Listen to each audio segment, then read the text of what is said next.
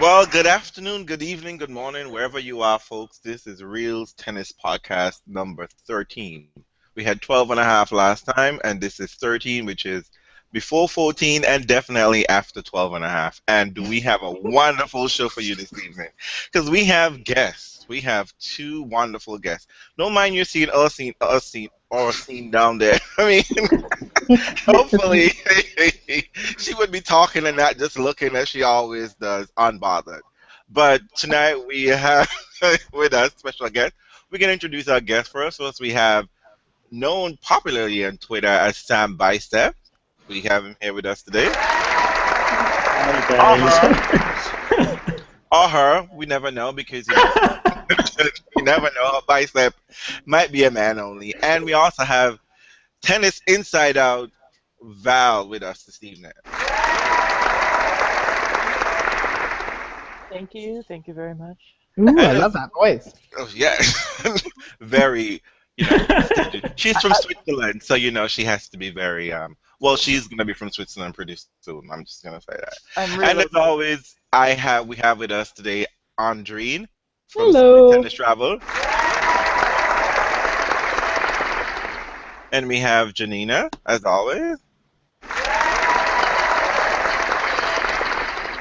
Are you watching a basketball game, Janina? I hope you're not. Hello? She, she can multitask. Wait, I was muted. Exactly. You have to check. You have to check. Oh shit! Yeah, As I was. always, we have Bridge Free Karen with us this evening. How are you today, Karen? Hi, I'm good. Okay. Hey, everybody. So, folks, I guess we should say Paris is burnt. It's done. It's down to the ground. Roland Garros 2015 is over. And I know in our preview podcast, we said that I said at least it's gonna be a hot mess. But I swear to you, to all the tennis gods, I did not see this. I did not see what happened at Roland Garros 2015. I didn't. So I don't even know where to begin, folks. But let's first of all say congratulations to the singles winner. We have Serena Williams, who defeated Lucy Safarova or Safarova, depending on where you want to put Safai this Joe, I don't know. wherever you want to put that stress on the syllable. Beat her 6-3, 6-7, 6-2, if I'm not mistaken. And we have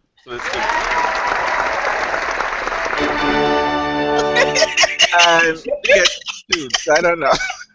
And I don't even think we have any sound effect for this one. I mean, I don't even know where to begin. Paris But is burning flames. exactly, it's that fire. Here. Dan Wawrinka has beaten Novak Djokovic in 4 sets.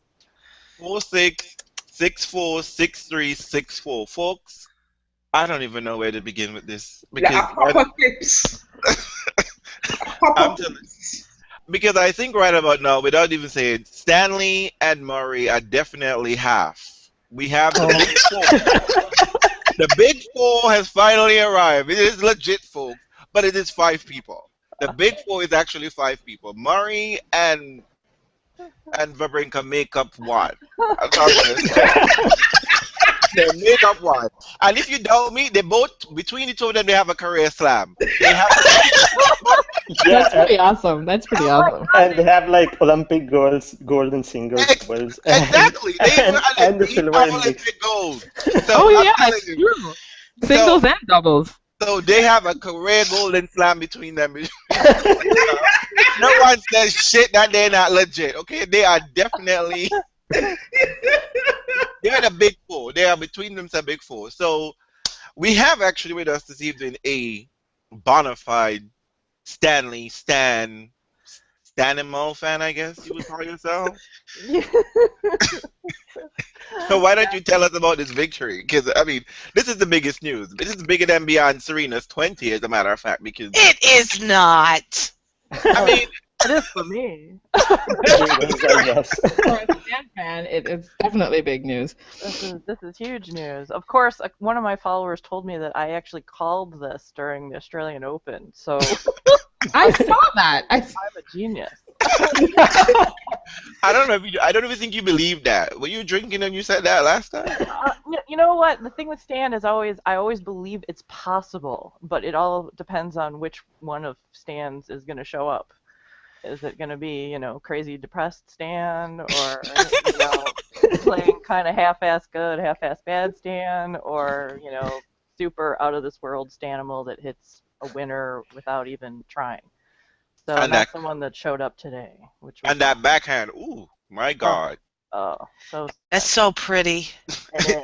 It's not even about pretty. It's about being almost improbable shots that were coming up. It's just like Joker Yeah. didn't. Joker was not ready. He was not ready for some of those shots. He wasn't ready. No, he was not.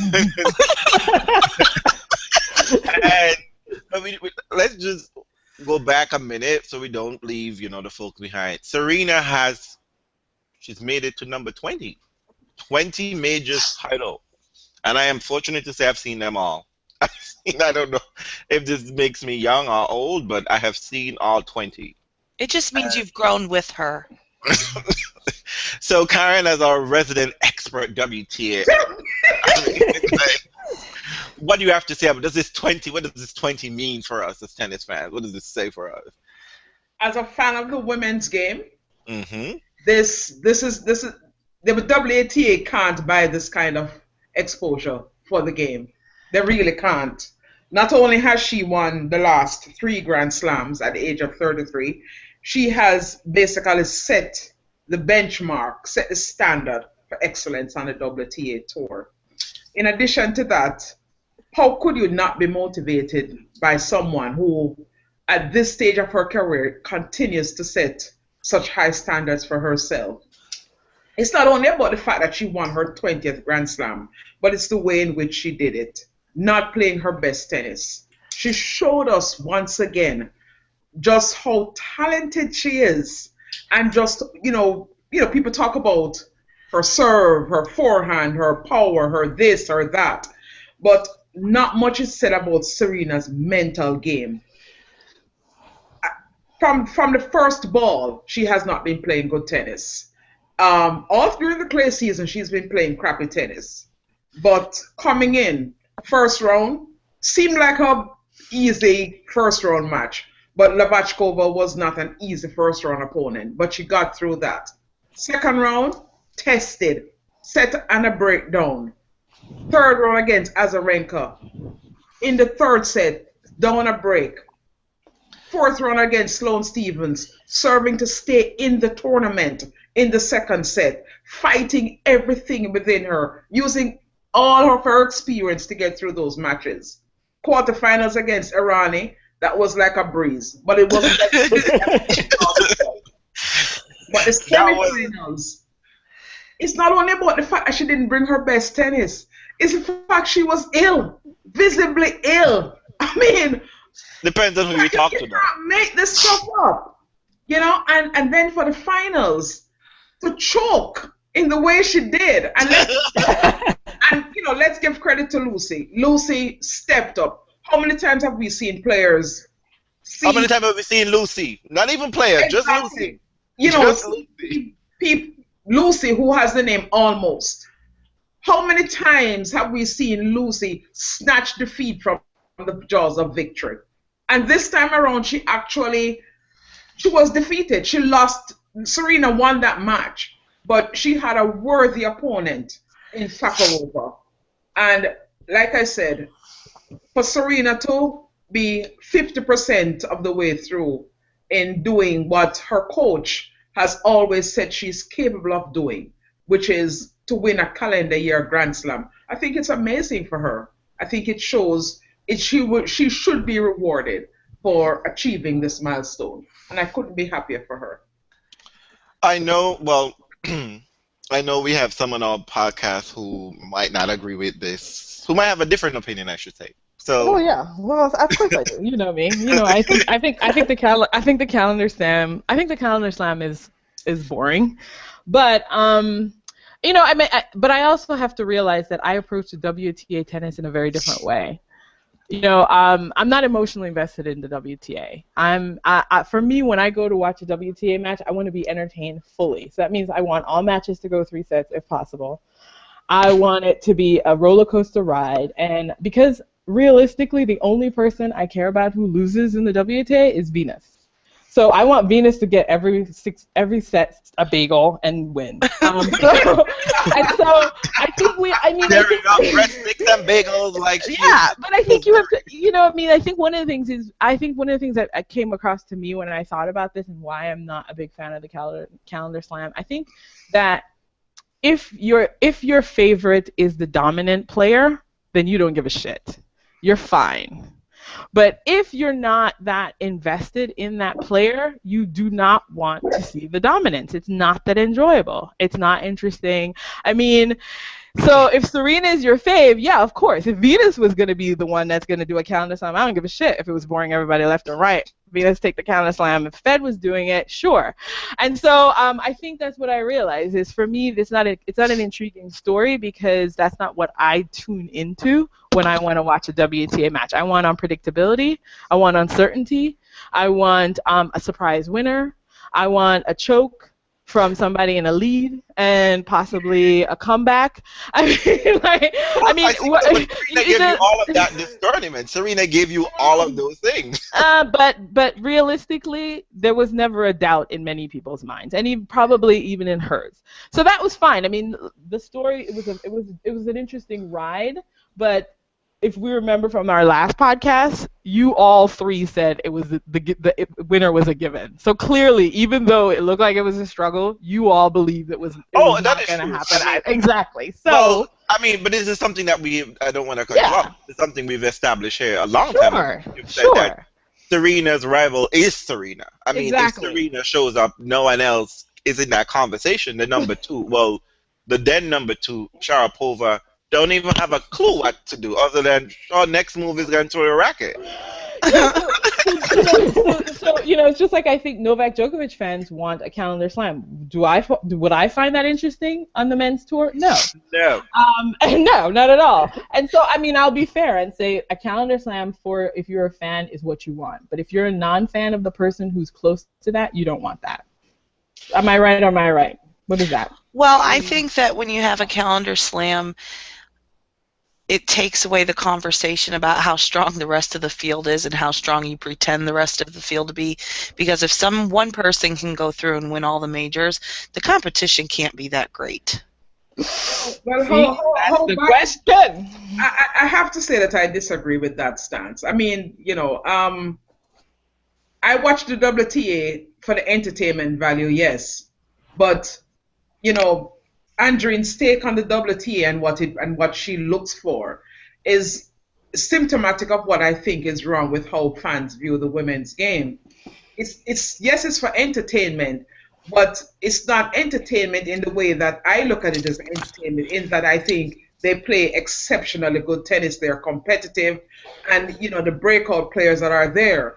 If people who only tune into WTA matches during ITF events, i.e. the Grand Slams, then they're going to be disappointed because all you're going to be seeing is the creme de la creme, showcasing their talents to the detriment of those that are ranked in the lower echelons of the game, which to me is not fair to the WTA as a whole. It's a lot more than that. And I wish people would, get a TV subscription, fire up a live stream and watch Herkenstaubach and Birmingham and Nottingham and, faraway tournaments to appreciate the women's game, not just for entertainment value, but for the fact that the women actually bring competitiveness on a week-to-week basis.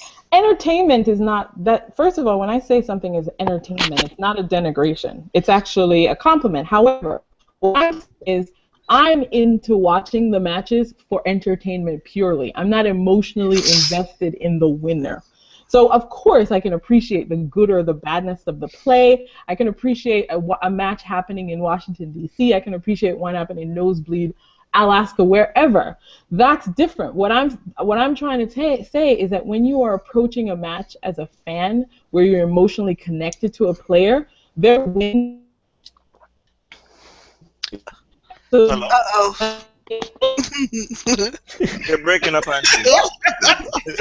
We haven't had this problem in a while. Exactly. The tennis god is saying they're not trying to hear you, Andrew. Yeah, cut her off. So Sam Bicep, what do you have to say about this matter? Because your girl, Jade, she won her Grand Slam within the midst of this Serena comeback, basically. Yeah. What do you have to say about this? Do you appreciate it? Are you looking for Sam to snatch 4 wigs in 1 year? I mean, that's too much to expect from her, honestly. Like nowadays, I don't like nowadays if she wins like 250 events, international events, like I'm just happy with that. She won. What did she win? She won. Not Nuremberg. Yeah. Strasbourg. She won Strasbourg, right? Or Nuremberg. Nuremberg. Oh, okay. Yes. So congratulations to Matt. Made Sam Bicep flex. Yeah, give us a flex. But you're a fan of the women's game. Oh yes, like I personally I prefer like the women's game over the men's, and like even in slams and stuff, because first of all it's shorter and my attention span is not that long. I can't really sit for like 5 sets. Yeah, I got things to do. I agree with you. Yeah. Well, those of us who love the men game know how to multitask around these matches. If Nadal and Djokovic are playing, you can miss the first set. You really can. You know what? Give me a 5-setter in my house. If they're both healthy, you can miss the first set for sure. For sure, you can miss the first set. It doesn't matter because they will be going 5. So Val, what do you have to say? I mean, you're tennis inside out. Tell us, how do you feel about this calendar slam, at least on the women's game? Yeah, I'm not a fan of the inevitability, because it's like when the slam starts and everybody's going, oh, there's this intriguing 3rd round match and then this 2nd round matchup, and everyone gets all excited about it, and then as it's progressing, it's like you just slowly feel the sense of dread that all of the people that you like are not going to make it, and they're going to lose to somebody ranked 114 for some unknown reason. And then it just, it gets down to the quarters, and it's like, oh, these people have never been here before. It's so exciting, and then they just get weeded out, and Yes. it's exactly the same. And Can we talk about? I don't even know if I can pronounce the name. Alison van Oetvank. I think I said it correctly, actually. Who? Yes. Alison van Oetvank from Belgium. Yes. Who the hell is that? Exactly. No, she's a rising star. To get a tennis TV subscription. He was probably. Alison van Oetvank, aka Sunscreen, has been playing spectacular tennis all season long. And she was ranked 100 coming into this tournament. Yeah, On 99. I've been watching her since what's that tournament in Karen, you've probably been watching her since 1989. She played Serena this year at In the first round. She played Serena the first round. She did. Yes, and she handled herself very well. And but before that, I saw her play last year in Luxembourg, and she played very well. I saw her again this year when she played that tournament in the Radwanska Open in Poland. Yes, and she played very well. I don't think it's because when Ursula is showing up a better showing than her sister. No, I think Ursula lost early. You know what? Them sisters are done. Yes, they are. Really? Yes, Yeah. I mean, they are. Well, no one discounting Azula, but I mean, like, are we really saying that Aga Done is and done? dusted. Yeah. Done. I refuse to believe that. No. Why? I mean, seriously, tape has become a permanent part of her skin. Oh, that is true. She's done. Wow. Can't do it anymore. She's obviously spending. I don't know. She's not been well since the Cheesecake Factory. Wait. So who are you proclaiming done? Aga. Why would anyone proclaim Aga Radwanska done? I don't know. She's just non-existent lately, so I'm done with her. Out of the top 10. I read that. Oh, I thought we were. planning to be more aggressive. She No, what? like she's planning to be more aggressive, I guess. Isn't And everyone? I mean, yeah, that's what like her coach said that she used to feed off opponent's pace, and now that the courts are getting slower, she has to generate her own pace and stuff. So she's trying But to transition she's always from. meant to do that. Well, I mean, we sort of like segue into Radwanska from Serena, but I mean, I've read where he actually said that one, she's losing weight when she should be gaining weight. Two, he said that some of her technique, it's it's near impossible now for her to unlearn these bad techniques. Who And said this? her coach, Oh, and that, okay. she doesn't. It's like difficult for her to like you try to tell her something and she's basically set in her own mindset. And I think when Martina Monday morning quarterback showed up on the scene, she just thought that she could just say something and it was gonna be done. And I felt that when I saw Agatha and coach, she was of two minds. Should I move forward? Should I go backwards? And she couldn't transition. Like it was impossible for her to almost like know when to use certain shots. Like when she know, oh, maybe it's time for me to do my crazy magical drop shot business here. Like she was just lost. Like she was standing in the middle of the court, almost like I don't know where I should do, go, whatever. When Venus beating you twice, when you were handling Venus ass all of last year, and Venus beat you twice in a season, depression is gonna set it. It will set it. And I think, to me right about now, I think Agatha is going through depression. Well, you know what though? I think that Aga should take some encouragement from Petra? what. No, not even like what happened with what happened with Stan. What was it? Was it just 2012 that she got to the final? I Yeah. mean, there always is going to be a moment. Like if she had kept to her game, maybe gain some confidence in the skill set that she has instead of trying to adopt a game that she can't really, that isn't going to lead her to success. You never know what's going to happen.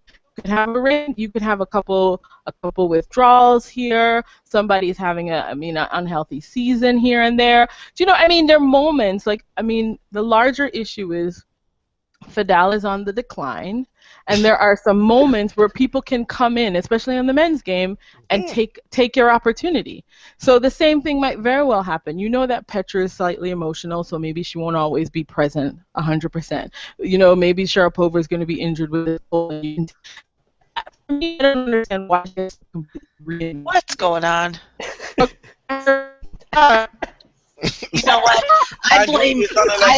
you sounded like what that group called? Is it Def? Oh, is Daft that Punk? Punk? Yeah. Daft Oh, so it is. You know what? Maybe something happened when I was running. I think maybe because that was happening on my other podcast too. Anywho. I was gonna blame Sam's biceps because you started talking about Sharapova and shit just went downhill. And you don't talk about Sharapova when biceps are around. Let me tell you. Why is that? All I'm trying to say is that I think Aga should just wait out, and take her chances when she can. That's all I think. Show up, girl. Just be show up, and you're healthy, and you never know. Hornet could meet Serena in the third round at Wimbledon, and that shit is over. And Sabine Lisicki, you have two chances to find your ass deep at Wimbledon, girl. That's Sabine, to worry about Sabine Lisicki Wimbledon. after these French Open winners, and Alize Cornet. She just only has one good match in her spirit, and then loses next round. So that calendar slam is not so unlocked, especially at Wimbledon, or even the Serena slam, as she pointed out. But I mean, generally, as we're wrapping up, the Serena calendar slam, whatever. I mean, I don't know really. I mean, honestly, I see majors as if they're like the same thing, like a regular tournament. They're no different from a 250. Just mean that everybody has to play each round. You get no bye. So there's a physical, endurance factor. But you're playing this tournament over 2 weeks. So I guess that's where the emotional content, because you have to wait around for so long. And anything can happen because at these majors, weather always becomes a problem. Weather is always a problem. You can go to Miami and it never rains. Nothing happens at these 1 week tournaments. But as soon as it goes over like 7 days, shit happens. Crazy shit I know, happens. because you know what? Had it not rained, Murray might have been in that final today. No, had it not rain, That actually. Oh, was that just darkness? No shade, no tea. Well, we're gonna get to Djokovic later on, but Murray had no business winning even a set, even much as. Stop it. I'm not even joking. He played literally. Am I wrong? I mean, like literally, Murray only played tennis at the very end of those, the third and the fourth set. He only played tennis. Djokovic allowed him into the match, and I'm then fine with that. and you see what Djokovic did in the fifth set. It was just like, I'm over this shit now. Bible. Well, I'm going to tell you what, just, to talk about the ladies a little bit more. I just loved Serena's reaction when she won. Yeah. She had this look on her face like, now what, bitches? Yeah. What? It was a FU. It was so much. I mean, the look of just pure fuck all you motherfuckers. Fans, everybody. I fucking loved it. And I guess it may come down to, she is one of my favorite players, so I don't mind her dominance. And yes, I get it. I know it sucks for people that have to watch their faves lose week in and week out to her. I get it. But I don't know. This tournament for her, for me, felt different. The struggle was real. She did not just cruise through. We didn't get to see her play her way into a tournament so that by the end of it she was flawless. I mean, it didn't happen. She didn't play good tennis. She was sick, and on some level, I think it really, it goes both ways. I think it really is kind of a shame that she wasn't at her best and nobody still could compete with her and step up to the plate and snatch it from her. But at the same time, it's pretty fucking amazing that she wasn't at her best and she was sick and she still won that title. It goes both ways, and I appreciate both sides of it. Amen. Can we get an amen here? Amen. We can get a clap here. We don't have any amen button, but we can get a clap. I mean, but what I would say on the women's game, though, what I would say, and I would salute the winches and the contenders and the pretenders, is that as soon as they saw that Serena wasn't 100%, they were like, I'm snatching this wig. I'm going to try to snatch this wig. Nobody punked out. I mean, I'm sorry, Irani. That beating was sure because you tried to show your ass in Italy a couple months ago, and Serena had to let you know that no way you're going to be trying to diss at a major. So the other girls, I mean, this Anna Friesman, girl, you need some mousse in that hair, girl. You shouldn't. I don't want to see you at another tournament with that phrase. That no more. Get some mousse. You're from Germany. They got hair products over there, girl. Somebody even tell me. I don't know. Angelique Kerber, get one of your home. Help your Fed Cup team member out, girl. Petkovic. She should not be coming outside looking like this hot mess ever again. Oh my God. I need to see this girl because I did not see that match. We don't need another Patty Schmied on this food, okay? We don't need another Patty Schmied. No more rat's nest. Oh, shit. None of that shit.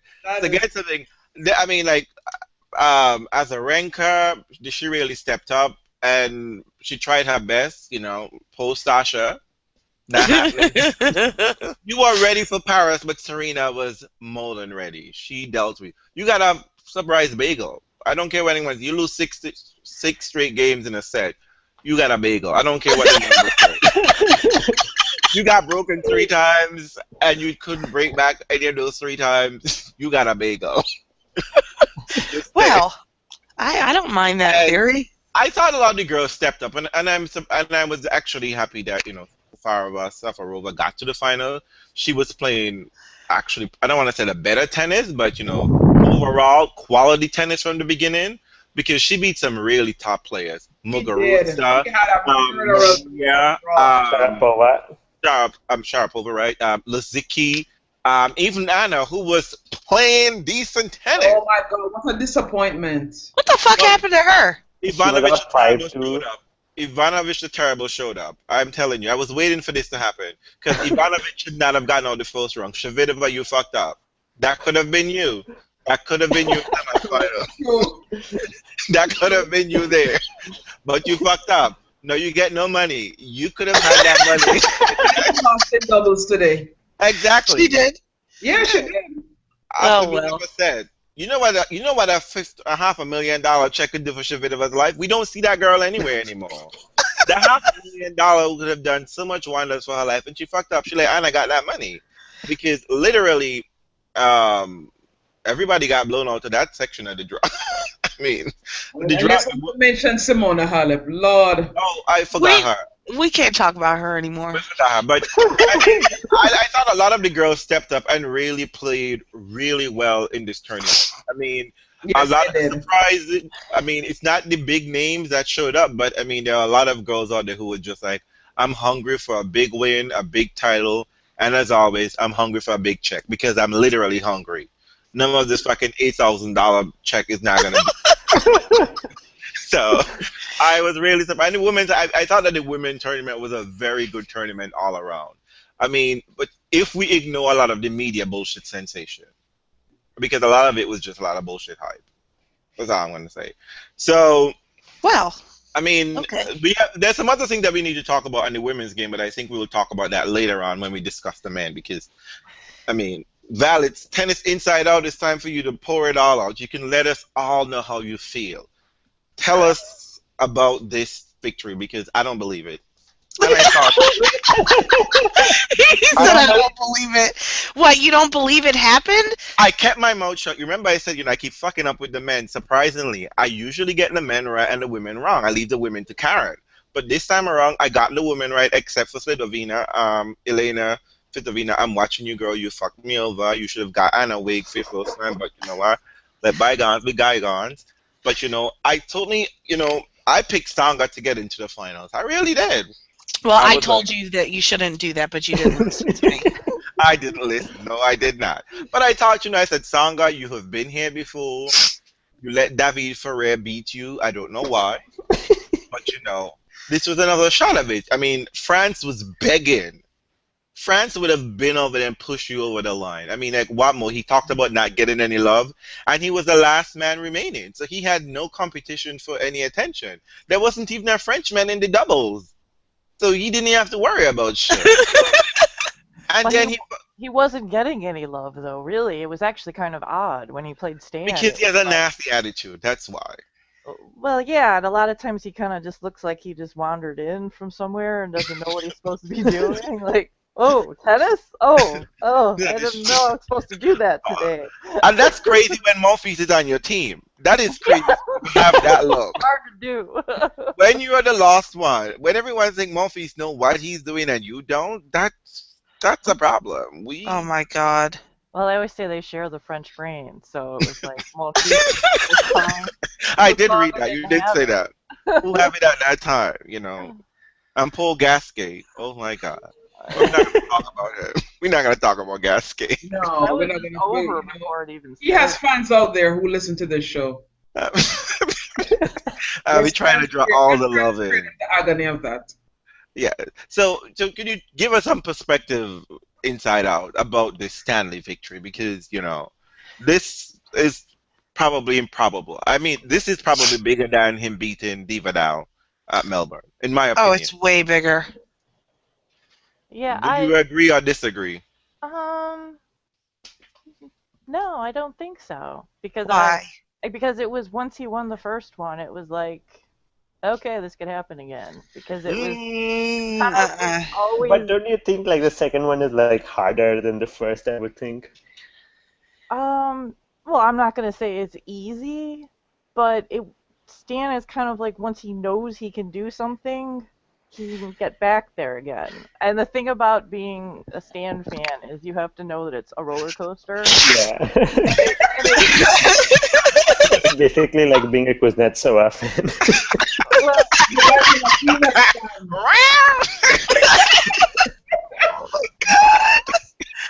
But what happened is like it used to be like, oh, he plays really good, and then he plays kind of, this wasn't such a great week. And then when he got Magnus, then it was like, I play amazing or really, really bad. And so it was like, well, he's been playing like crap for a while. He's due. I mean, it wasn't shocking. It's like when he started playing well in Rome and stuff, it's like, okay, it's like he's on there's like a track that he gets on. And when he's on that, his tennis is unstoppable, but it's like any little tiny thing can kind of throw him off of it. So it's like if he doesn't feel well, or it's too hot out, or the conditions are too fast or whatever, but it's like once he gets like locked onto that groove, he's like totally awesome. Is that one of your interludes that you warned us about? No. Andre, are you with us? Andre? I'm here. Okay, you're here. Okay. Yeah.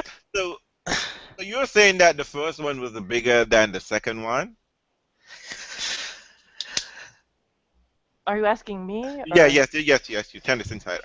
You're Well, missing. yeah, because it was like getting over that hurdle, because that was his problem all the time, was he just went into every tournament going, well, I hope I get to the quarters. And, he was taking it one step at a time and was like, well, I made it to the quarters. Oh, I made it to the semis. Oh, I made it to the finals. Oh, look, I won. And then it kind of like broke that seal, sort of like, oh, I can actually do this. And I mean, he says that in the interviews since then. It's like now he knows he can beat all of these guys if he does everything right. So to me, it's like it's not shocking because I always know he can do it. I guess what's shocking is whether that perfect tennis shows up that day. But the conditions were really good for him. When we had the cold weather and it was kind of muddy out there, that's slower. He had all this time to set up and think about what he was doing. And once he got through those early rounds, he just kept getting better and better. And it's like I didn't think it was going to be like, oh yeah, he'll beat Djokovic, no problem. But I thought the potential was there. So I was So you want a crazy Stanimo. You two did expect that it was gonna be.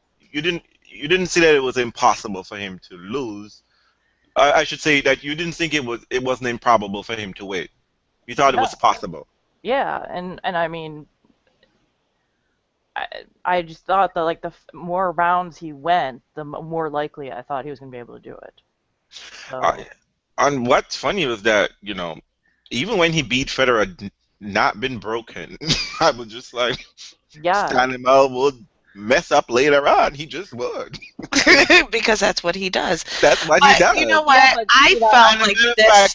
I saw him lose in Geneva, and I was like, first of all, Stanley, what the fuck are you doing in Geneva? You are supposed to be in Paris practicing. Why are you here a week before French Open playing? Like that, the disappearance money must be really good. I don't know if alimony checked. Stop. Because I thought there was no reason for him to be playing a tournament before the French Open. I mean, like, who does that? None of the top guys show up. Not even Divadal, who needed the extra practice. Like, they were done after Rome. Because it was Switzerland, and I think he considered that an honor that they asked him. And Trudinelli was around. And while people are interested in you, take the money and run. Because I mean, it's not like their careers are like 50 years long. It's like, hey, if you want to give me $1 million to show up, give it to me. I'll play a couple rounds. I'll stay in form. Because really, with Stan, like a lot of time off doesn't help. My God. So, I think he also said that like it was better for him because he doesn't like getting to a tournament too early.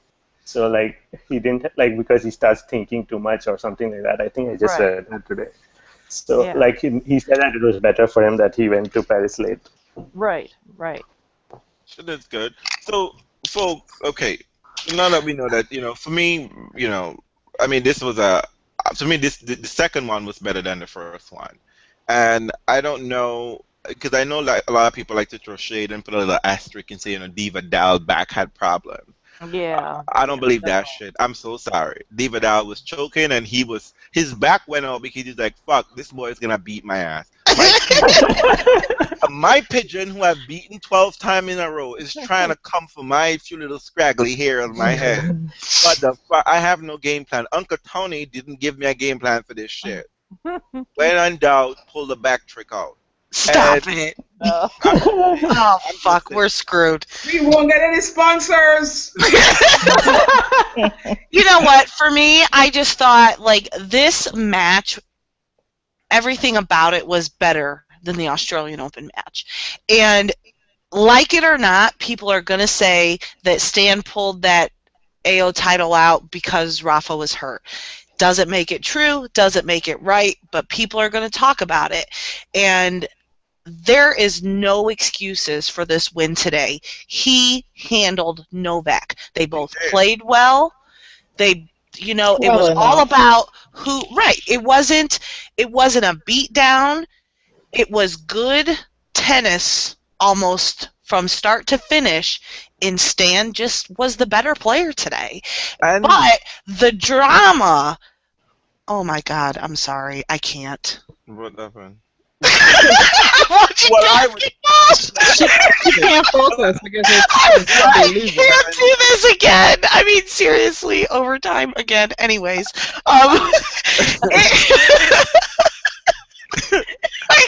fuck me.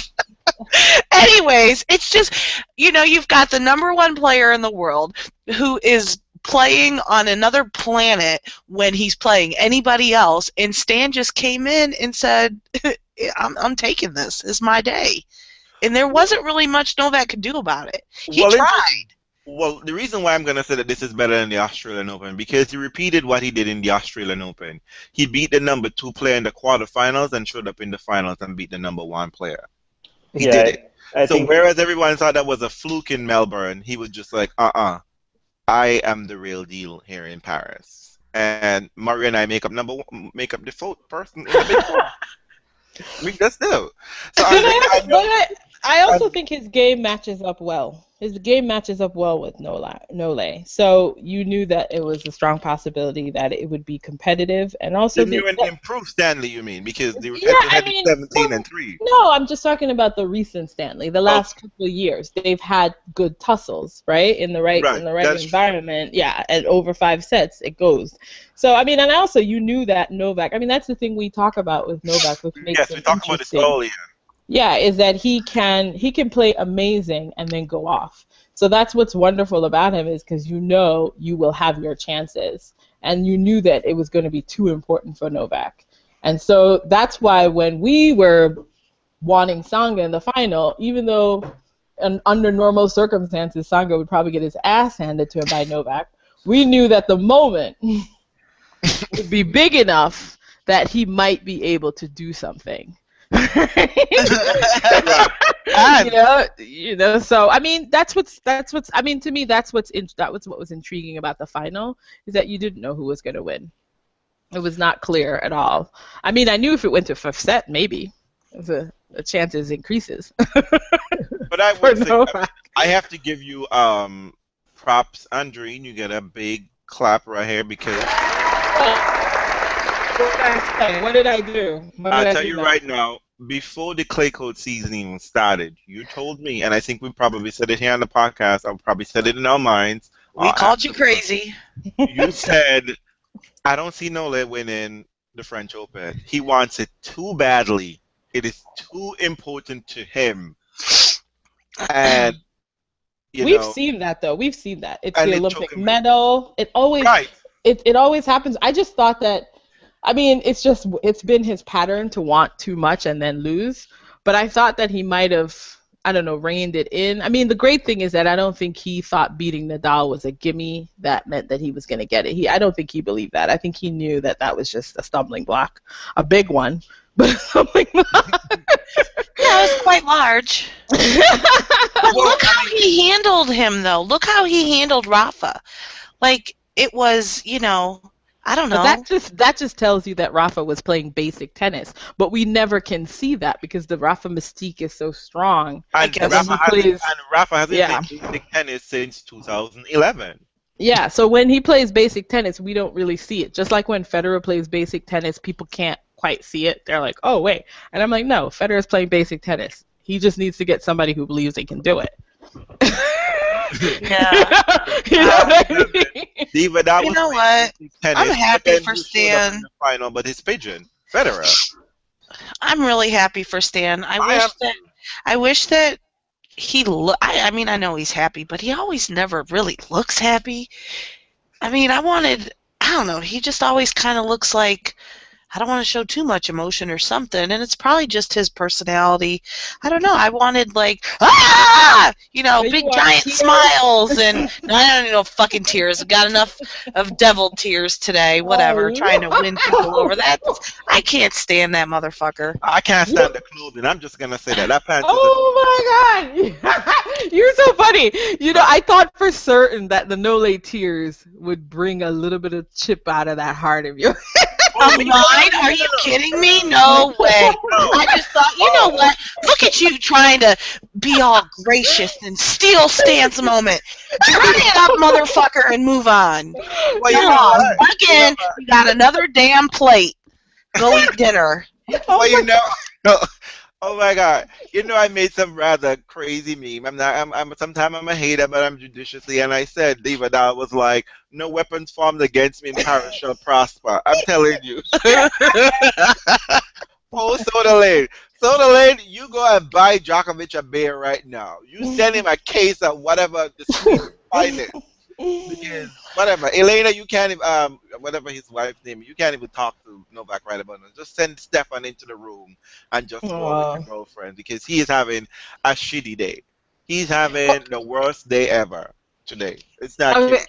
So I had evil thoughts though. I thought to myself, will this allow us to have a somewhat faded Novak Djokovic for Wimbledon? Or will this? I think so. You think this one hurt him and he's gonna pull back and? This is a punch to the heart. I think it is. Well, good. It should be. He deserves to be punched in the heart. Because I think. I say this to say that because I think everything else that he has done so far was not beyond the realm of possibility. In his mind, everything that he's done is not beyond the realm of possibility. But I think he wanted this moment so badly, and this was what he has been working for a long time. This is why he brought in Boris Becker. This is why he's been doing all this thing. He didn't joke a life that cardboard in a cardboard box, whatever that is. Well, he has another plate to eat off of, doesn't he? This is what he's looking for. And, Divadal has that screwed up face like, you beat me and just get a plate? Another plate? Like, I think this really hurt him. Good. Because what it also does is that it gives why I really wanted Stanley to win and I kept my mouth shut to the tennis gods is because the scrubs would be like, what the fuck? Another scrub win more than one? Major? Well, we can hardly call Stan a scrub, though. Well, no, he does have another trophy. However, it is going to motivate the lower-ranked players. Exactly. Like, we can beat these guys. Burditch. Do you hear that, Burditch? He's not going to win anything. Cilic has a major. Stanley has 2, and Murray has 2. And Burditch has 0. Burditch has only been to 1 major finals. Poor guy. At least and Stanley has been to 2. And he ain't fucking around when he got there. He was not fucking around when he got there. He was like, you have to beat me to the round. But I have a question for you, my panel, my guests here this evening, and my regular host. So, Murray said, marriage works. But apparently, I guess divorce is the shit now. Can we say that? Basically, personal life means nada. It's all about whether you're happy. If you're happy, clap your hands. Clap. Exactly. It all means when you fucking show up to tournament to play, you play. Okay, that's all it means. When you show up to play, you play. Don't fuck around. Don't worry about the wife and all this shit. Because they can't come down and help you. They're just cheering in the box like everybody else who paid it. They got a free ticket, okay? I'm so tired of that narrative, though. I'm so tired of that. Like Murray, like everything that comes out of Murray's mouth becomes a big thing. Ugh. It's because he's our new feminist. Everything. I approve of marriage. Good for you, Murray. What the hell? Everyone approved of marriage last week. Last week. What do our guests have to say about Murray? Because I think what we need to talk about here is that for the men game, we have to basically talk about, is Nadal done and over, dusted? Val, jump. We have a Rafa fan here tonight. Are we gonna see Dustin Brown beat his ass again this year? People like the likes of Dustin Brown. More money for you. On grass, I don't know Yeah. about Rafa on grass, but I think it's premature to say he's completely over. I don't know if he's going to be able to get back to, like 2010 level. I mean, he's older now. He doesn't seem to. His style was always that cool, crunched up with his, knees bent really like into a little ball, and he would just run all over the court. And and like now he's like standing up, and he's like playing like Benoit now. It's like really Oh, weird. shit. It's like, why are you bent in Oh, half hitting that shot? I don't understand. So David, that just made me shiver. Okay, people don't compare anybody to Benoit Paire. It's just not a good look. I And love Aw. Benoit was my number three. Okay, he was my number three. I love Benoit, but yeah, but when seeing like the last couple tournaments, intermittently he kind of gets that speedy, instinctive tennis back, and so I don't think it's completely gone, and I think it's too early to go, oh, he's done, because they did that to Federer how many times? Oh, Right. I mean, I don't mean he's done, but I mean, like, do you think that now he is? Everyone see Divadal as now merely mortal, or like we have a shot. Like every time they see him, because every time someone plays Federer, just like I have a shot. I have a shot against Federer. And, do you think people are going to treat Nadal this way now? Well, I think they'll think they have a shot, but I don't think it would take much for him to like just sap all the will out of them again. Because it's Okay. aura's like still there, so it's like as soon as he hits like three miracle shots and makes them look like an idiot, most people are just gonna fall apart again. So Fair enough. but I mean, yeah, there's probably more people, and especially some of these young kids like Kyrgios and stuff who don't give a crap about anything. They're gonna go for it. But I think with a lot of people, it's still, if he turns the tennis back on, it's just gonna, he's gonna win a lot of matches that way still. So Hey, I'm not ready to write him off. any post-match script about Loch Ness Monster Murray? Do we have anything to say about Murray? I mean, like he had an amazing season. I mean, he won a Challenger Plus, and he won Madrid, I guess. Yeah. Yeah. And what do we see Murray doing? Can he get back Wimbledon title? Can he? Can he? Yeah. Will he? No. Not this year. I don't know. I think Wimbledon is going to be interesting. Well, it's like what now? Now you've got like Stan at number 4, right? So Mhm. Right. so you've got your who you want. Who do you want in the semis, Nole? Do you want Stan in the semis or do you want Murray in the semis? And you have to deal with Nadal in the quarters, and Nadal is number 10 in the round of 16. Of course, now. Oh And my God. Nadal is number What Nadal is is his ranking going to be after this? It's number Nadal 10. is number 10. Are you and shitting me? It's seriously number 10? Yeah. seriously number 10. And if he doesn't watch himself, Dimitrov can pass his ass because they're in 2000. I I mean, will laugh. he can't get out of that. He can't get up back into the top 5 unless he wins Well, the good thing Wimbledon is the and the seeds US are Open. long, right? The seeds they're left. There are enough weeks in grass now that you have enough Wimbledon seeding will actually come into play. Yeah. They'll have enough tournaments to do some fun things with the seeding in grass. So I think we might have some help. I mean, it's a new universe a little bit. I want to know if Novak is gonna have a hangover emotionally. I want to know whether Stan is gonna be like set for these next 2 weeks, and should we make sure he's away from Federer?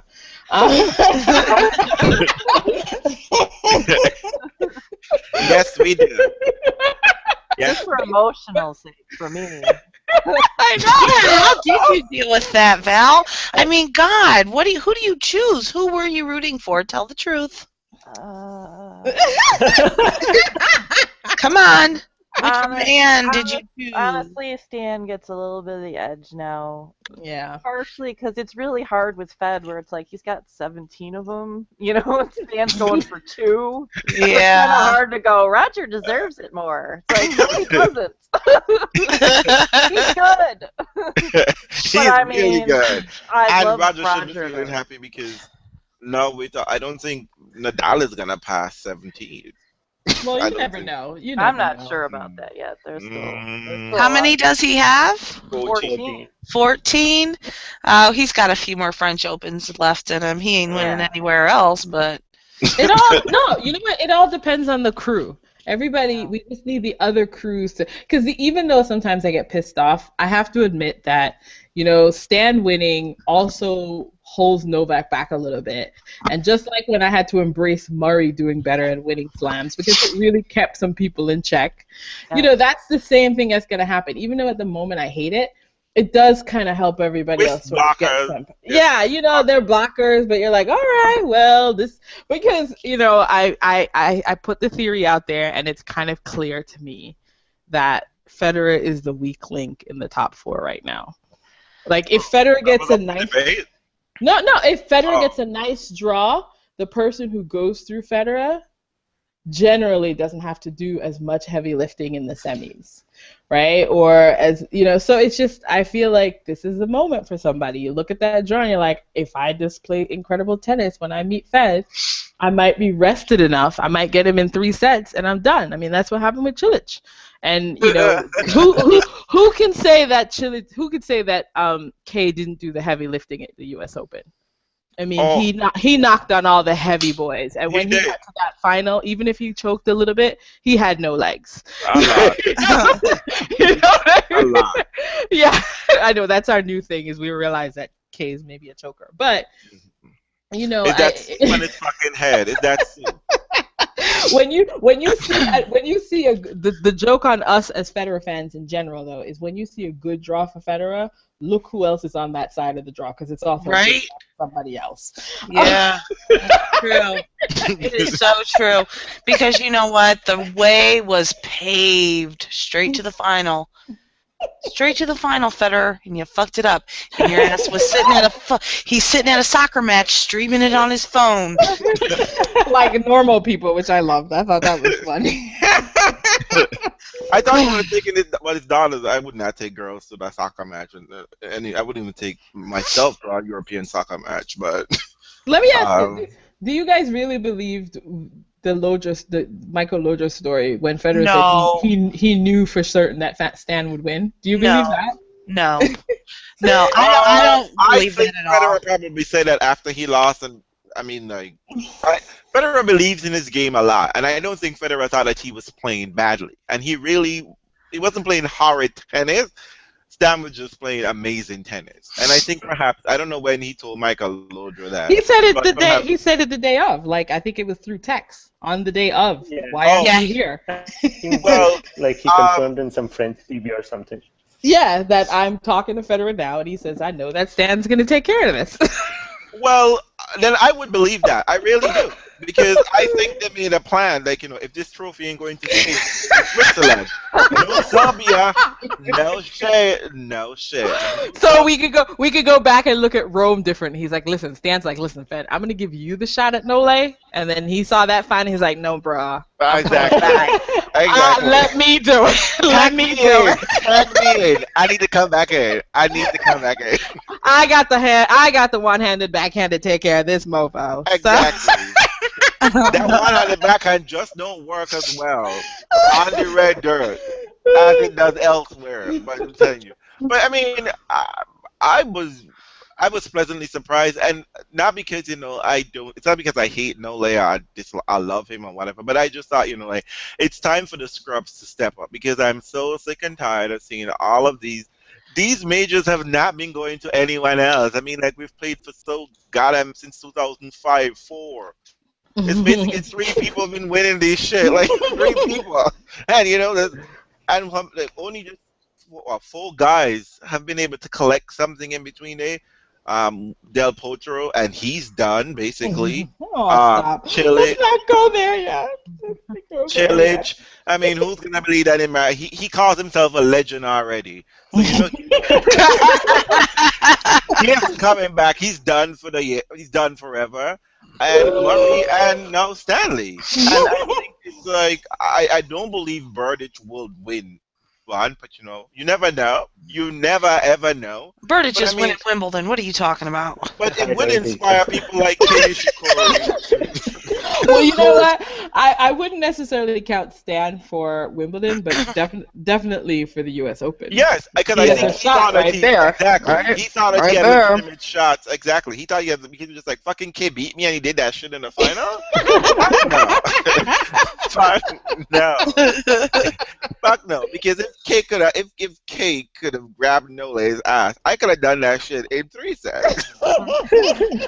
I could have done that shit in 3 sets. And I think so. I think at the U.S. Open, Stanley definitely stands a chance. But I don't know. But now that we're talking about these, like, I don't want to call them lucky folks are making a big run. Can we just go back to the ladies just one tiny second and talk about Lucy Safarova, and Timea Baczynski? As Andreen asked, is Is this a this real? breakthrough or these are lucky runs? Because Eva Maioli has the French Open title. Just letting you know that Eva Maioli caught black Martina Hingis in 1997. I guess we should say Pussy Pop. Is that correct? God. Nobody's happened. Karen, we established this last week. It's absolutely not a family show.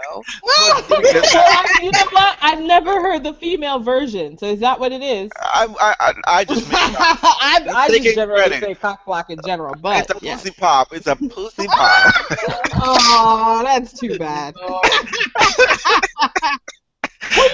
I don't know. Martina Hingis right? had an amazing year. I mean, she almost had But that. Martina Hingis was not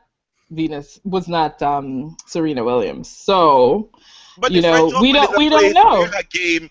But the French Open is the place where her game should excel. She won Wimbledon. I mean, with that quote unquote no power, and French Open, and she's got to the finals like 3 times, I think. It wasn't that she was a bad clay court player. Maybe we're being greedy again and expecting people to like build on what they've done. I don't know. I mean, I think Tamia was moving her way up, so there's a chance that she could have something going, I guess. But I don't remember how Tamia is done on grass. So I would like to see. Now it's the time, right? You have a breakthrough in one slam, and now everybody's like, oh, what can you do? How are you gonna do it? Do you have the real deal? We're talking to you, Simona Halep. So And Eugenie Bouchard, okay? Eugenie, we're talking to you. No, right? It's like, who's coming back? We're not going to talk to Jean.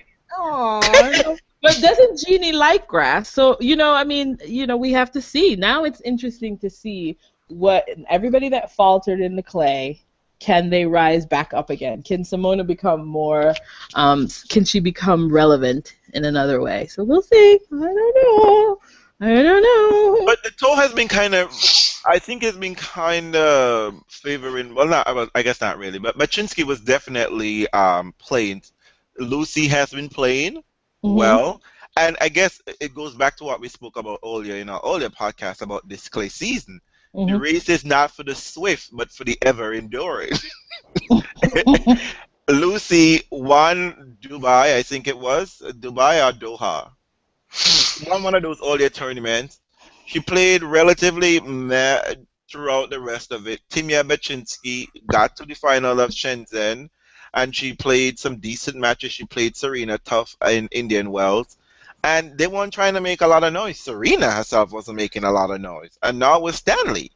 But those who have been making all this noise, Roger, Djokovic, Murray, they just couldn't do that final push. And all of these people had all this energy and they were like, we're ready. No one remembers who win Rome. No one remember who win Shenzhen. No one remember who win India Wells. But they gotta sure remember who win Melbourne and who wins London and who wins NYC. They remember those. I bet Sam's biceps knows who won all that shit. I don't. I'm gonna have to look up.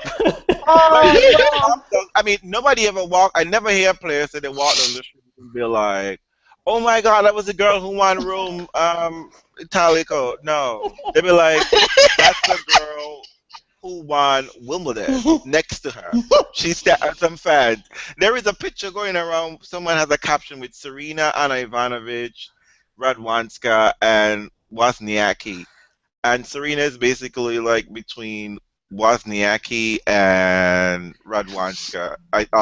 Anna.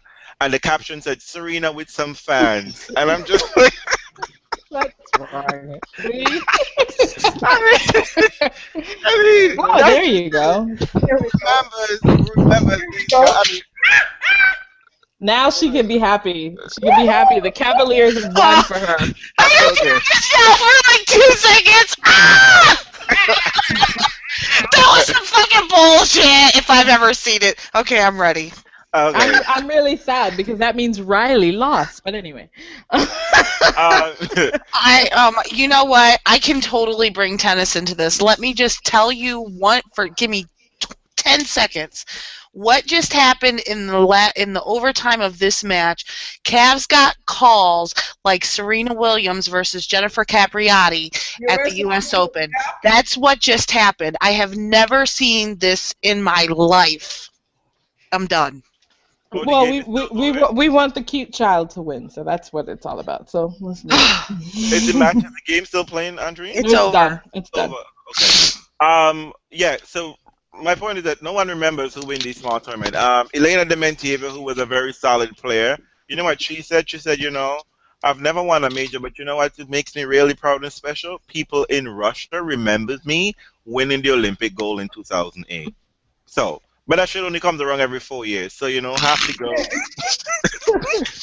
can't count on the Olympic glory. Oh, my God. I mean, but I have to say, for me, I mean, these girls, I thought that a lot of the smart money was done. They were pushing for the majors. No one is trying to, because the tour is very long these days and it's very exhausting. All kind of media shit you have to deal with. So, people are playing smart and trying to pump it up for the majors because that's where the big money check is. That's where the money is. Well, everybody wants their name attached to a major anyways. We all know that. Who cares? I just want to talk about Lucy's makeup. It was horrible. The eyeliner at home. You know what? And don't forget that you have 2 eyelids, honey. You have 2. There's no need to only do the bottom because she does have beautiful eyes. She has beautiful eyes. And red lipstick is not your color, girl. It's not. It's just, I'm just letting you know that. And as long as we're going to talk about the way people look, I mean, go right there. Those eyebrows of Serena. They're a little over dramatic. But can we just take a moment for Stan's shorts? They're awesome. They have their own social media page. They're actually like, they started out, I'm like, this is the most hideous outfit anyone has ever created. And then it's like, after a while, I started getting used to it.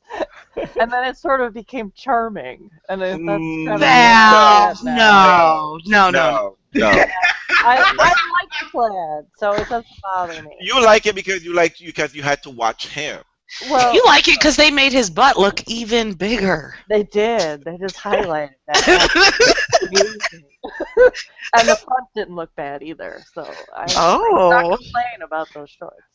I mean, that was not a trophy-worthy outfit. I'm just saying. No, it was not. I mean, let's take a little moment to talk about fashion. I just thought the fashion at Roland Garros was just absolutely terrible, ugly. Everybody looked like shit. Yeah. Why was Serena's bra always hanging out? Oh, I can't stand that. That's like my pet peeve on everyone. I'm always talking about people's bras. All the people on my timeline are probably like, stop it! We don't care bra straps. Serena's is hanging out. Petra, I'm not even sure that she wears one. It's bad. It's funny because in some sports, I don't know if the rules still exist, but in gymnastics, if your bra strap shows for the girl, they were deducted points off of their routine. Good. Let's do that in tennis. You lose the first serve. I can see it. Especially for those big servers like Petra and Serena, they'd be like, "Fuck it, give me a T-shirt, give me a T-shirt." But the fashion was fugly. But as we're talking about Serena, I think there is a I think a story I think we want to talk about because Serena got 20, and of course, haters gotta hate, not the judicious ones like Oh my me. God. I mean, people came out of the well, I don't know if they came out of the woodworks because they were always around, but oh my God. I mean, some of the things I read, and there was an article in I want to say Voxpo talking about the entire every Serena win comes with a side of disgust and racism and sexism. And it sort of like pointed out, the history of how people talk about her. And it's not even necessary like it doesn't have to be, I don't want to say extreme racism, but blatant racism, but it comes in very coded language by the commentators, um, writers, and then of course when you have the I don't want to say fans, but people who follow tennis, it then goes into the disgusting and sometimes you're like, are you human? Is your pet right in this? Because this is disgusting. So I want to hear, especially from the followers of women's tennis who really follow it religiously, what do you have to say about this matter? Well, Let the guests go, Karen. Let the guests go for us, because I know I know you have a lot to say. You're gonna blow up. So bicep, let's flex your muscle right now. Oh, you want me to talk about it? Yeah, yeah. I think more. I mean, a lot has to be. I mean, I think a lot of people don't personally like her because she wins too much, and I think they don't take out their anger in the right way or however or whatever. So maybe they go for appearance or that's what I think. Like today I read a tweet and that said like Serena should stop playing because she wins too much and it's so boring, like we need some other players to win and things like that. So you think they default to nasty Yeah, and things? I think like especially like Sharapova fans or whatever, like they would they I mean they're angry for a while, but then when it becomes repeated, like Sharapova has not beaten her like since 2004. So like when it happens over and over and over again, I think some people just lose it. Yeah, that's what I feel because like that's sorry. what happens. Yeah, you know what? We have guests tonight, so I'm gonna try and be very nice. So We're real. We never nice. We're dirty. We like it raw. But I mean, I can give you credit for that. I mean, not that be giving points, but I mean, that is true. I do think that sometimes I don't want to say that's unintentional racism, but maybe that's a cheap thing to go to. But my problem is that why that is the thing. I mean, like, there's so many other things to talk about. You can drag this dress as much as you wanted to. I mean, that dress was hideous from God, say shit about the dress. I think the eyebrows are fair game. The weave is fair game. But when you start getting into the she's manly, and then the Yeah, because commentators. what other woman on tour do we say is manly? But and to me, But it's you know like, what? Other they're- players are guilty of it sometimes, and I can't say who right now because I honestly don't remember. oh, I can But say I I can name some names. I think I I can name think some names. Sibulkova has like once or twice she said like Stosur plays like a man and so she can't handle it. Like so Lindsay has said this about Maresmo too. She just like this serve is like, um, when Maresmo came on to and announced that she was a lesbian, she says, "Oh, it's like playing a man," and then to me that is. I think that was Hingis who said like she like playing half man or something. I think it was Hingis. Of course, Hingus never misses an opportunity to add her forehead Yeah. into. yeah, but those that was in the days before we became we came out of the caves and got into the light. I don't think we ever came out of that place. No, it's not a laughing matter, and it's because it pisses me off every single time that she wins a match, or and it doesn't just happen to Serena alone; it happens to Venus as well, and it's wrong, and it happens because they're black. No, there are 128 women in a Grand Slam draw.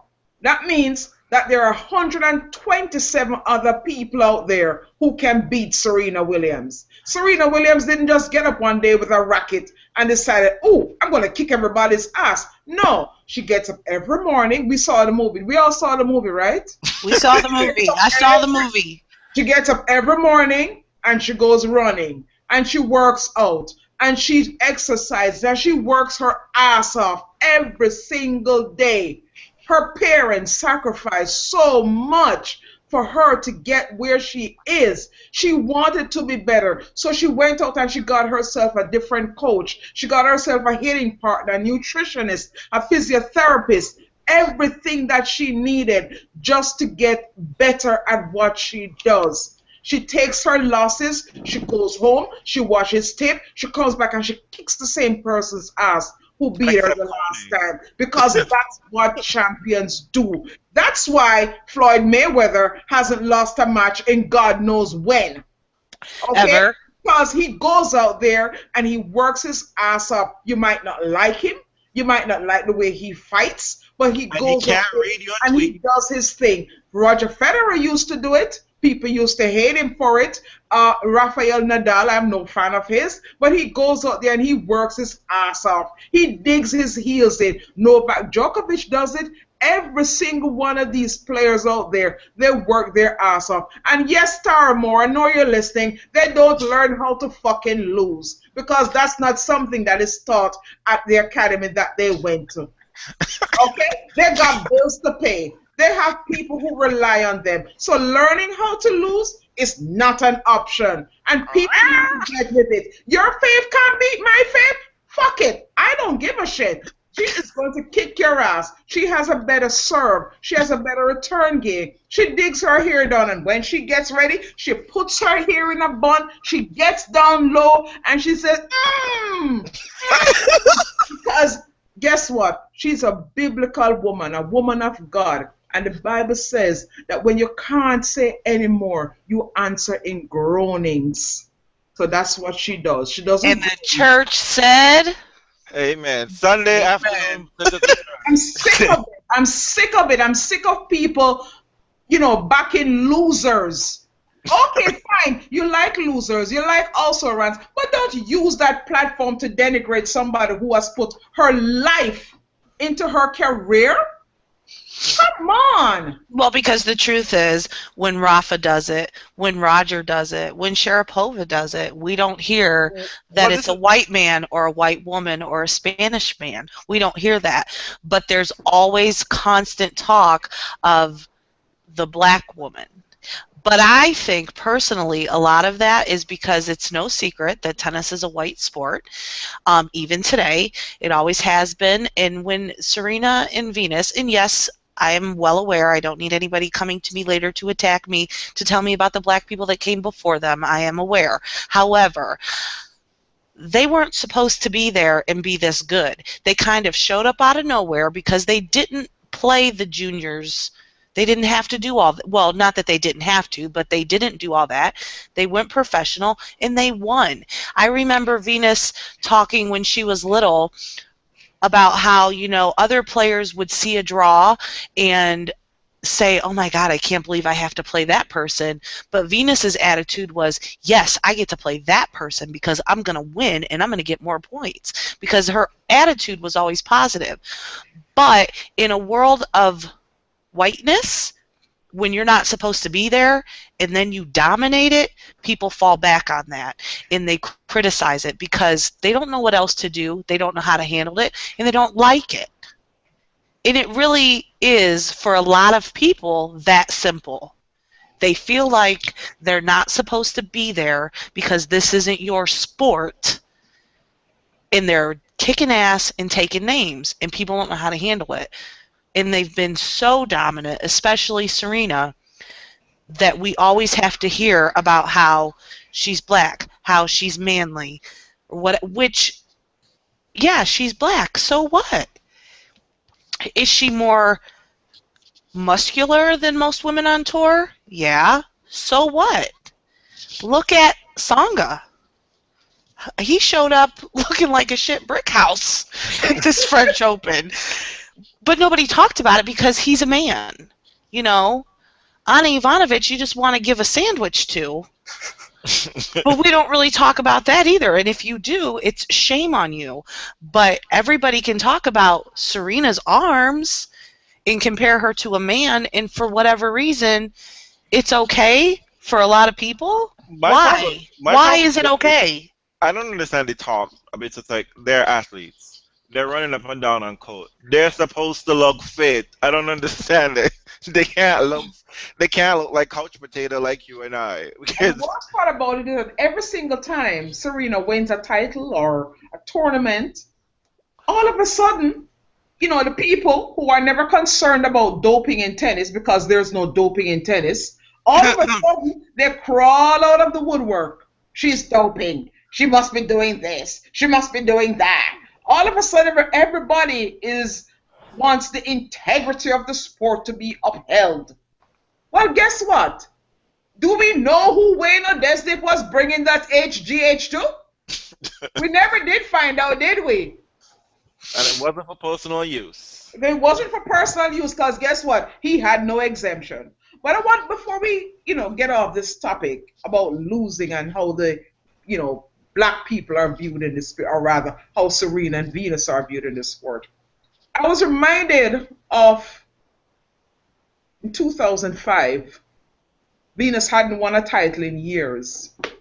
And she came and she won Wimbledon, and I'm sure everybody remembered that match. Oh, I did. My Yeah. heart almost It failed. was a beautiful match, one of the best matches But ever. my heart almost failed in that third set. It's on replay on most of us DVRs for years and years.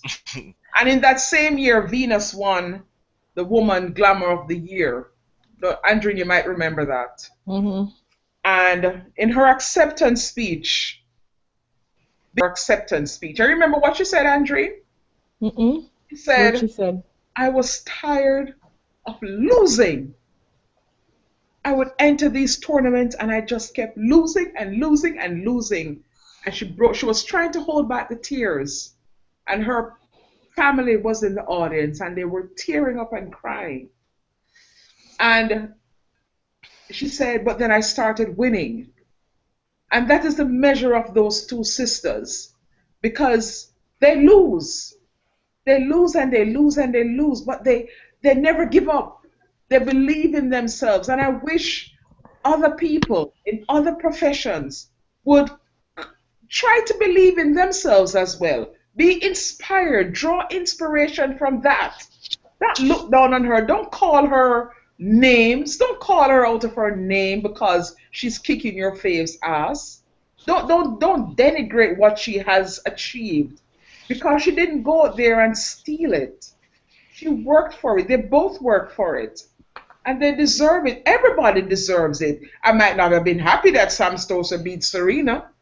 I might not have been happy when I thought Venus had a real chance at Wimbledon last year, only to fall to Petra Kvitova. But I try to be happy because I'm like, at least she's still out there competing. At least they're still out there competing. And they're bringing honor to their family name and honor to the sport that I love. Fans needs to stop. They need to stop. Andreen, what do you have to say? Because I know this is a topic you brought up, and we'll have tennis inside out value. Well, I mean, I think it's always interesting because in the end, it's a mixture, right? It's a mixture of. Hold on, Andreen, you can hear us? You're You're breaking up. You're breaking up. You're doing Daft Punk. Around the world. Well, and so, Andreen. I don't care. Anyway, so I don't care about the topic enough to talk about it any more than has been said. I think it's been covered by Janina and Bridge P well enough. So anything I wanted to say, it wouldn't necessarily translate very well if you're getting static. So. Oh no, you can hear you clearly now. No, I mean, I think it's, I think it's a dangerous blend of sexism and racism. Me too. I do. And I do agree with that bit. I think that it's easy to slip from one very easily into the other, because we all talk about the narrative about why women are succeeding in tennis all the time, and we talk about why people are losing in tennis all the time, and it's rarely about effort on the court. It's always about some sort of external factor. With Caroline, it's about her father. With Anna, it's about her boyfriend. And, with the Williams sisters, it's about their bodies, which may have something to do with their race. And so, I mean, for me, I think it's just it's a lesson to all of us about when we talk about women succeeding, who do we give the credit? To whom do we give the credit? And oftentimes, I don't think that we practice that very easily.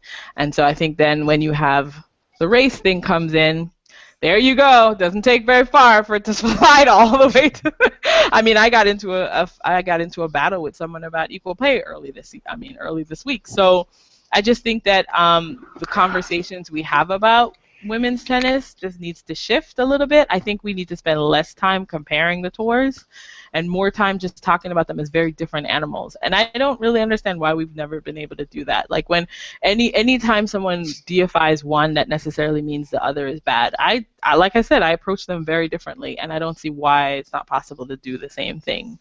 So that to me is always. It's always been my take on it. I start with the sexism thing, and I was like, whoa, it's going to slip. There it goes.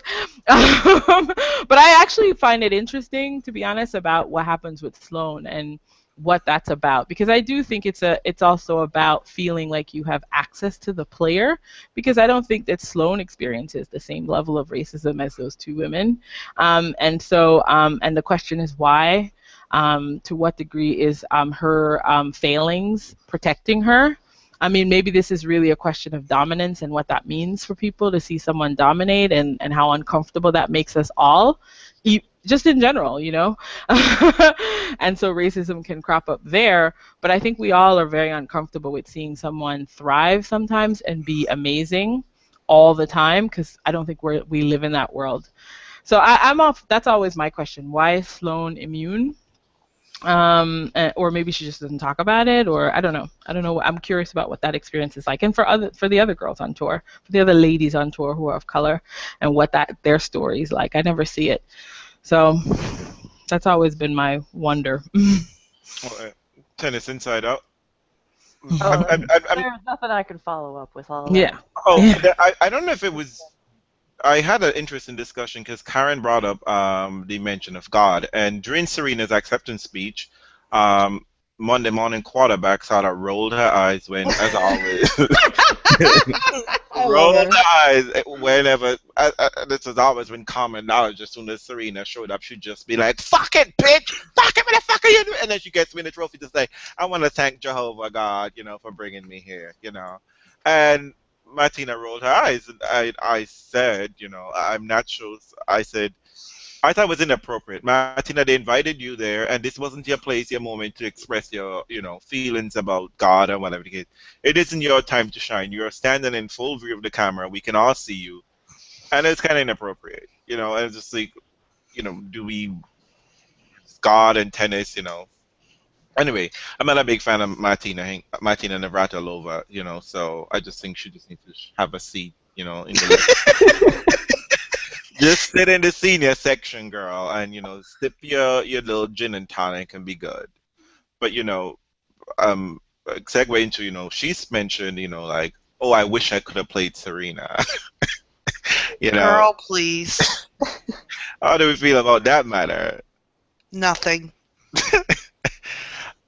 I think she's living in a fantasy world, because the game is just much different. You can't compare eras like that. I agree. I think it's funny. You know what? It says a lot about her and the self-respect that she has for herself, that she thinks that she could hang with Serena if they were both in their prime. I honestly don't know. But beyond that, I really don't care, because it's a whole what-if thing that I don't want to play with. Okay, so now I think we should be wrapping. No, bad. But we're wrapping up. The grass season's coming up.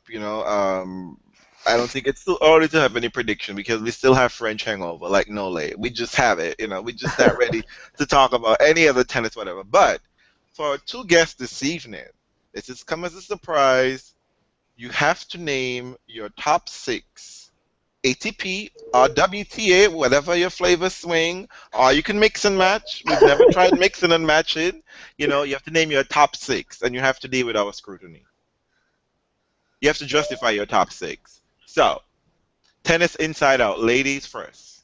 Top 6 ATP or WTA ladies that you can have a fun in a roll. I'll give up your husband for. Who's hot and who's not? Go. Exactly. The hotness thing. I'm like, what are we ranking? Exactly. Bodies, of course. What else do we talk about here? We always about salacious. Yeah. That's too difficult for me. Really? Yeah, because it's probably easier for me to say like this bottom 6. We've never done a bottom 6. Go. Start a new trend, Val. Who are your bottom 6? No, because I don't like to be mean. But I'm just saying. Oh, you're that girl. Oh my god. I don't know. Well, name your top 6. Off the top of your head, who you would be like, they can buy me a drink and they can get it. I will put them over. You are not getting out of here, mister or lady.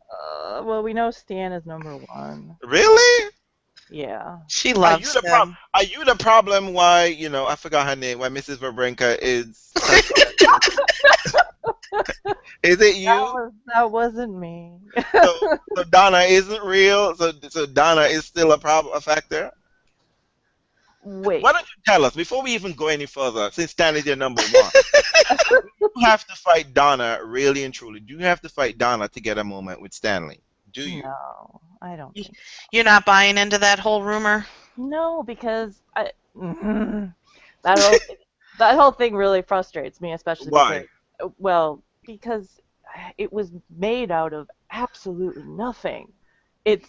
There was like little like Twitters from like 13-year-old kids who go, they talk to each other on Twitter, they must be doing it.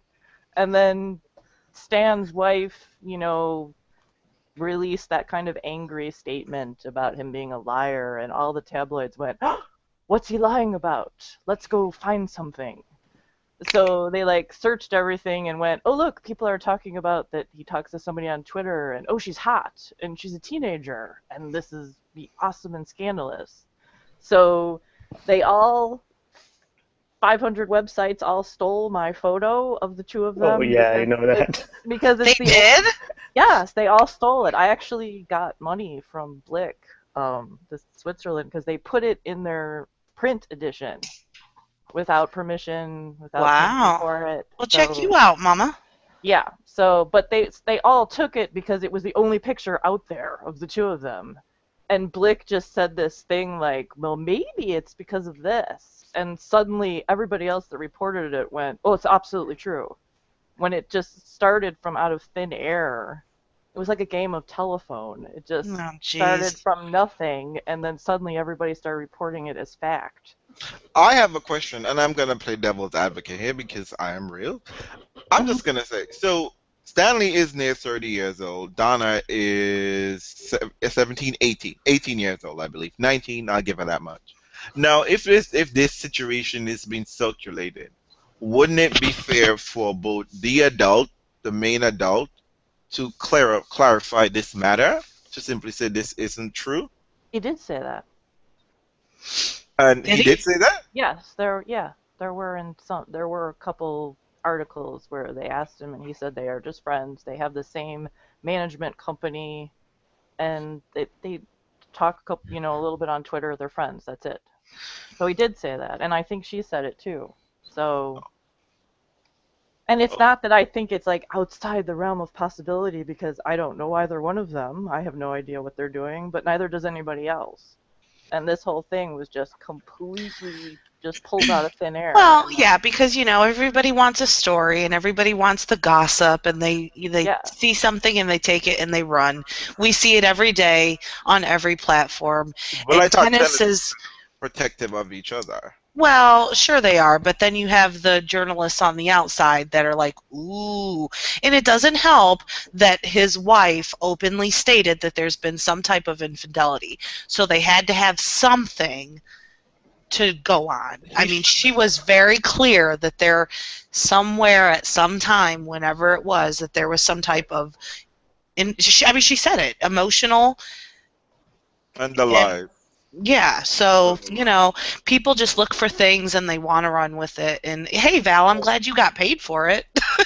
Well, yeah, from one person, but there's still like 50 sites out there that all have it because it's like all different countries and all different Right. languages. And so I sent like 100 emails and I got like 12 sites to take it down. And I said because Blick put it in their print edition, they legally had to pay me for it because it's my photo. Mm-hmm. So, but it was kind of like, oh, that was an oversight, and Yeah, bullshit. we didn't mean for you to find that out. Right. I We're was sorry you busted us. Yeah, exactly. We got caught. We weren't planning on paying until we got caught. Until we got caught. So Stanley is your number one. Yes. Okay, number two. Probably Roger. Oh, yes. You're going for the Swiss Davis Cup, aren't you? Yeah. You're trying to fuck up that. Is that why they didn't play double? Is that why they didn't play the first tie? Is that why they didn't play earlier this year in January? They didn't play Davis Cup because they were hanging with Val. They were busy. They were tennis in. You had them inside out. Is that what happened, Val? Poor Val. Luckily, Number my three. husband's not listening to this. Number three. Let's say Berankis. Who? Ricardis Berankis. He's Lithuanian. We don't know him. He should probably be on your list if we don't know him. I have the not knowing all the scrub. Okay? How could you not know? Tweet about him constantly. And actually, he's probably wearing the same hideous outfit as Stan right now because he also has Yonex. Oh, God. So, and he also has a nice ass. So, Yonex knows how to pick their players, apparently. Number four, we'll say Pui. We probably don't know either. Little French boy. All right. We have some research to do. Are you trolling satellite tournaments? Where are you from? Because they don't even show up on my Challenger circuit. No, he's been playing in the main tournaments too. So. What? All right, number two, or which way are we going? We're 5. going 5. Oh, we're on 5. Yes. Let's say Benoit. Oh, gotta share him with Realz.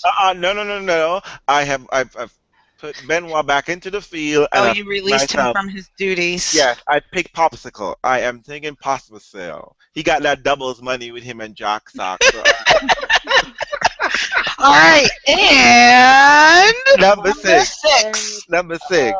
Verdasco. Who is your one drink? Verdasco. Yeah, Nando. Oh. I remember when he was cute. I remember that too. He used to be Tabasco Badasco. Now he's just mayonnaise. He's just plain and mild. No, nothing.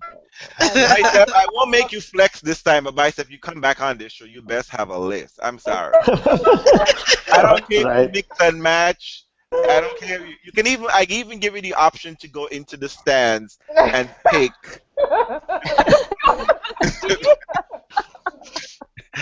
Because if you were doing that, we'd have a problem. I would have a problem. But I'm just saying, 6 won't be enough for me. But I give you that option. So, folks, I think we have gone past, thing. But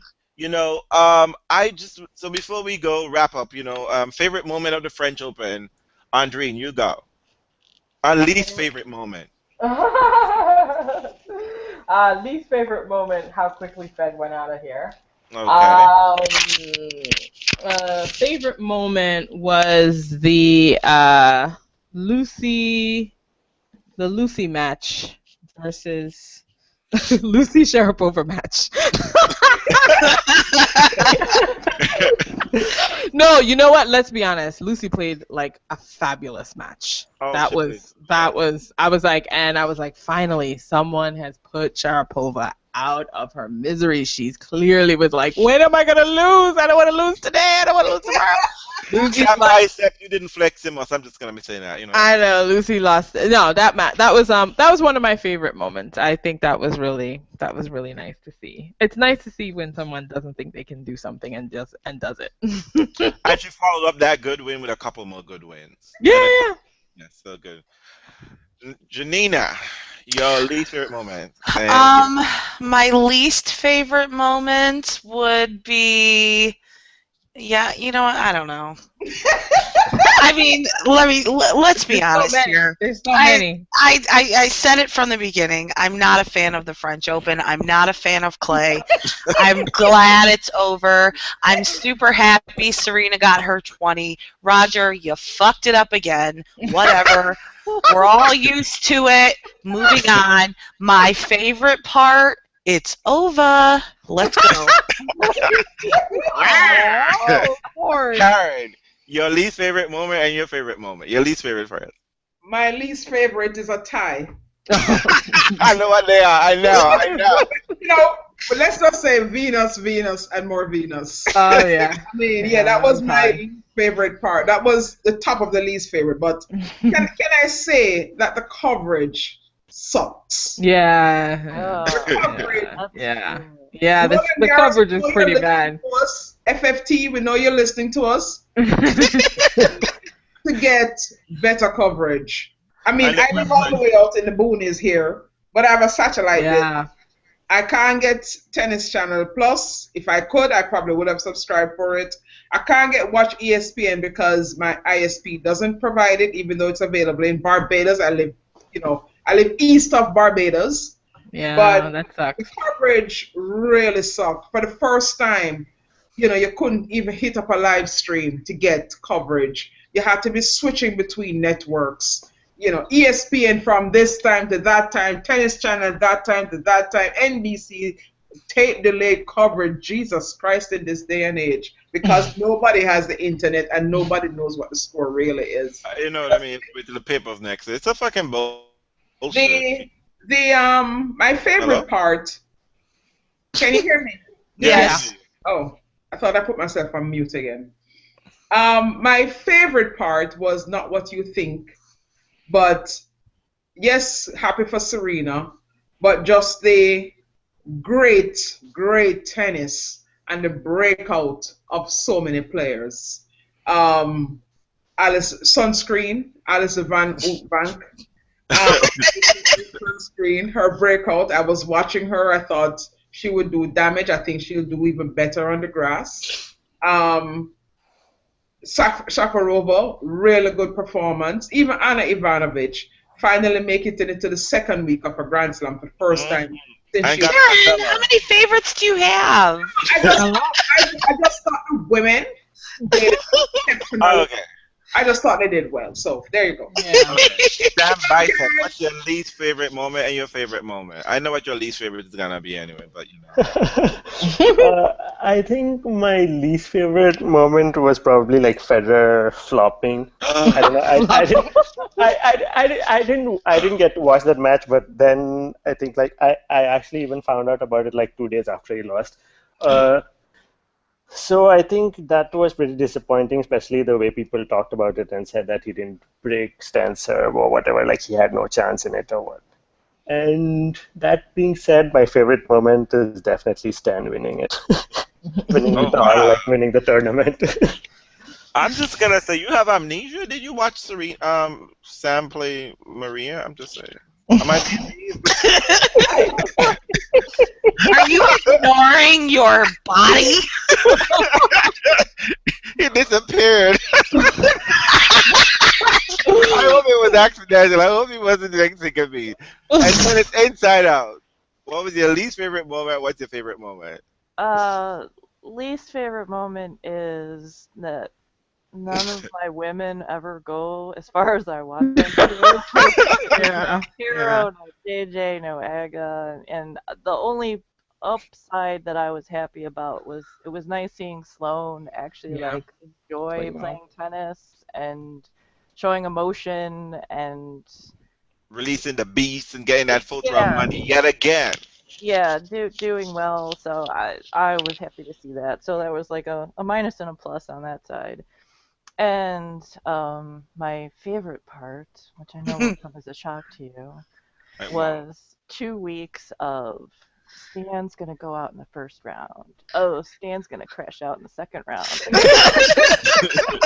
is Hey, that's such how a you feel, or bitch. that you're just saying how the Uh, commentators are talking about it? you know, just all week long, Stan's not gonna do anything. He's gonna flop. Tsonga's gonna beat the crap out of him. Djokovic is gonna straight set him, and oh look, he won.